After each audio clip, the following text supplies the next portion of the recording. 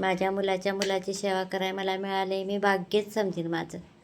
माझ्या नशिबातच होतं की हे बाळांनी मी मोठं करावं. असं की जणू भोलाच बारका झाला आहे आणि परत आणि मोठा होणार आहे माझ्या हातून. आणि एवढंच वाटतं की माझ्या हातापायात ताकद असावी. मी बाळासंग झडती द्यावी, शाळा शिकवायला मोठं करावं, चांगलं ज्ञान शिक्षण द्यावं आणि त्याला सगळं ज्ञान द्यावं, त्याला सगळं कळावं अशी माझी लई इच्छा आहे. मी ते बघीन का असं वाटते. मी इतकी काळजी मला भोलाची वाटते की नाही की काय सांगू. या भोलाने इतका वाईट प्रसंग द्यायला नको पाहिजे होता. अरे बायका काय